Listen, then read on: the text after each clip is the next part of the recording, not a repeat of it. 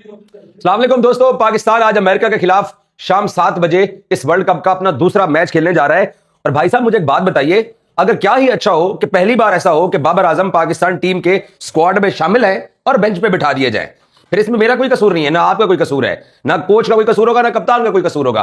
कसूर होगा तो बाबर आजम का अपना होगा। तो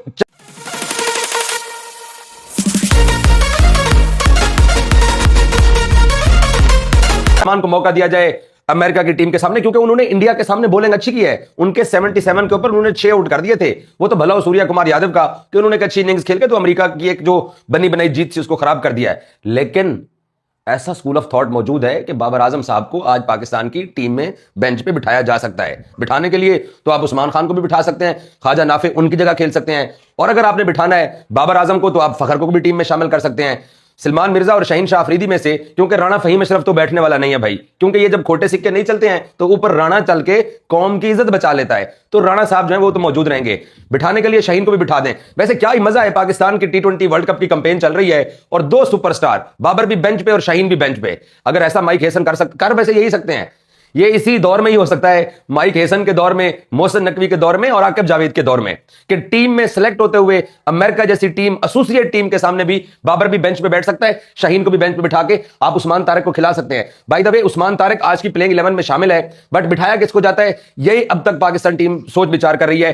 लेकिन आप देखो, नवाज एक ऐसा बॉलर और एक ऐसा बैट्समैन है जिससे आपको फायदा ही पहुंचता है। इब्रार आपका एक ऐसा बॉलर है जिसके ऊपर आप इनसार करते हो, ट्रस्ट करते हो। इन कंडीशन में जहां आपने मिर्जा को भी खिला दिया, शाहीन को भी खिला दिया और फहीम अशरफ ने बगैर बॉलिंग किए सिर्फ बैटिंग की, आपके पास साइम अयूब के भी 4 ओवर का ऑप्शन मौजूद है और साइम ने एक ही ओवर डाला, उसमें 2 विकेटें उसने हासिल की थी। तो साइम भी बुरा ऑप्शन नहीं है पाकिस्तान के पास बॉलिंग करवाने के लिए, उसने भी अपनी बॉलिंग को बेहतर कर लिया है। तो इसमें कोई कबाहत नहीं है अगर पाकिस्तान आज उस्मान तारिक को खिलाने के लिए एक अपना पेसर बिठा दे, चाहे वो मिर्जा बिठा दे चाहे वो शाहीन बिठा दे, एक पेसर तो आज बैठने ही जाएगा। और मैं आपको यह भी बता दूं कि उस्मान तारिक की आज की प्लेइंग 11 में जो शमूलियत है वो ऑलमोस्ट 99% कंफर्म है। अब विकेट जाके देखते वक्त उसको वापस प्लेइंग 11 में ना शामिल करें मुझे नहीं पता, बट इंडिया के खिलाफ मैच से पहले उस्मान तारिक को पाकिस्तान मैदान में उतारने जा रहा है। और जब इंडिया के खिलाफ उस्मान तारिक ने विकेट लेनी है तो इन्होंने कहना कि भाई साहब ये यहां आते हैं, तो हमने कहना कि आपका बुमराह यहां से आता है, तो वो एक अच्छा खासा तमाशा रोला पड़ने वाला है। बट उससे पहले उस्मान तारिक के चांसेस हैं कि आज वो प्लेइंग 11 में उतरेगा।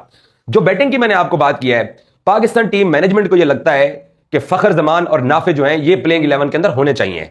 अब फखर जमान हम सब लोगों को मालूम है कि ऑस्ट्रेलिया के खिलाफ सीरीज में नहीं चल सका, बट बाबर आजम ने 18 गेंदों के ऊपर जो 15 रन की इनिंग्स खेली है, आप मुझे ईमानदारी से बताइए, अगर फौजी 18 गेंदें खेले तो क्या वो 15 रन बनाएगा? नहीं, वो स्कोर करेगा। तो ठीक है, 2 सीनियर बाबे पाकिस्तान ने अपनी टीम में रखे हुए हैं, बट वो जब कुछ नहीं करेंगे तो भाई साहब फिर बेंच पे ही बैठेंगे। तो ज्यादा चांसेस इस बात के हैं कि बाबर को रिप्लेस फखर जमान कर सकते हैं, और अगर नाफे को आपने प्लेइंग 11 में डालना है तो फिर आप उस्मान को बेंच पे बिठा सकते हैं। बट मुझे लगता है कि उस्मान को बेंच पे नहीं बिठाया जाएगा, या तो फिर बाबर को रिप्लेस कर सकता है नाफे, ये ज्यादा चांसेस हैं। बट अगर इजाज वसीम से मेरे से कोई मशवरा पूछे ना, माइक हैसन मुझे फोन करे, ब्रो क्या प्लेइंग 11 में चाहिए, तो मैं कहूंगा कि बाबर को बिठाओ, फखर को डालो, उस्मान को बिठाओ, नाफे को डालो, शाहीन या मिर्जा में से किसी को एक बिठाओ, उस्मान तारिक को खिलाओ, क्योंकि एक पेसर आपके पास है, एक आपके पास राणा पेसर है। और पता है आपको, राणे को तो क्रिकेट की जरूरत ही नहीं है, क्रिकेट को राणे की जरूरत है ना। सो इसलिए आज की जो पाकिस्तान की प्लेइंग 11 है वो 2 तब्दीलियों के साथ मैदान में उतरने जा रही है, और टीम मैनेजमेंट ये सारे ऑप्शन देख रही है कि हम करें तो करें, क्या करें, क्योंकि जिस वजह से बाबर आजम को इस प्लेइंग 11 के अंदर रखा गया है कि आपने जाकर विकेट पे खड़े होना है, रन और बॉल आपने खेलनी है, आपने मैच को आगे लेके चलना है, आपने एंकर करना है।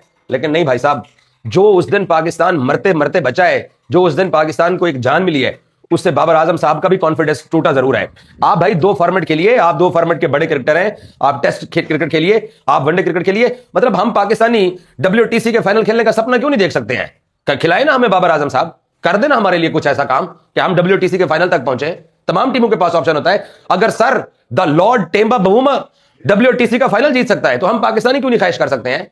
उन 2 फॉर्मेट पे तवज्जो देंगे, T20 फॉर्मेट। इसलिए देखे ना, आज पाकिस्तान अमेरिका के खिलाफ T20 वर्ल्ड कप का मैच खेल रहा है, और 2 साल पहले बाबर इसी T20 टीम का कैप्टन था जब अमेरिका से पाकिस्तान ने लूज किया था। कोई तस्वर कर सकता था कि बाबर आजम को कोलंबो में जो है ना वो बेंच पे बिठाने की बातें होंगी? चाहे ना बिठाए, बट टीम मैनेजमेंट सोच रही है।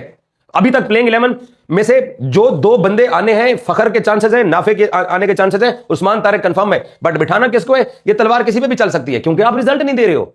जो पाकिस्तानी टीम्स को रिजल्ट चाहिए या जिस रिजल्ट की तवक्को की जाती है इस टीम से, वो रिजल्ट नहीं आ रहा। और माइक हैसन और आकिब जावेद आप लोग जानते ही हैं, उन्होंने हारिस रऊफ को भाई बिठा दिया है। तो यहां पे कोई सेव, कोई सिक्योर नहीं है, किसी को भी जो है वो बिठाया जा सकता है। मसला सिर्फ यह है कि रिजल्ट चाहिए और इस टीम को रिजल्ट देना चाहिए, मेरी यह विश है। और मुझे आज मेरा दिल मानता है कि पाकिस्तान आज चेंजिंग के साथ है। और आपने नसीम शाह को बेंच पे बाय द वे वैसे बिठाया क्यों है? जो उस दिन शाहीन शाह ने जो बॉलिंग की और जो शाहीन शाह ने बैटिंग की है, 18वें ओवर में 4 रन, और भाई साहब हर गेंद पे छक्का मार रहे हैं। गेम अवेयरनेस पता नहीं कहां पे है। तुम फहीम अशरफ से ज्यादा बड़े ऑलराउंडर हो, आप मौका दो उसको स्ट्राइक एंड के ऊपर, लेकिन जनाब मैं ही हर गेंद के ऊपर लप्पा घुमाने आऊंगा और मैं छक्का मार के तो हीरो बनूंगा। उसका शुक्र है कि नुकसान नहीं हुआ पाकिस्तान को। तो गेम अवेयरनेस की कमी है भाई साहब, नसीम शाह के अंदर है। उसको पता है कि मेरे सामने कौन सा खड़ा हुआ है और उसको यह भी पता है कि मैंने कौन सी गेंद के ऊपर ट्राई करनी है जिसका मुझे और मेरी टीम को फायदा होगा, जो कि शाहीन शाह अफरीदी में यह बात नहीं है। तो चांसेस हैं बेंच में बिठाने के, या मिर्जा बैठेगा या शाहीन बैठेगा। उस्मान तारिक को आपको लाना पड़ेगा। आपको श्रीलंकन कंडीशन में 2 पेसर आपके लिए काफी हैं।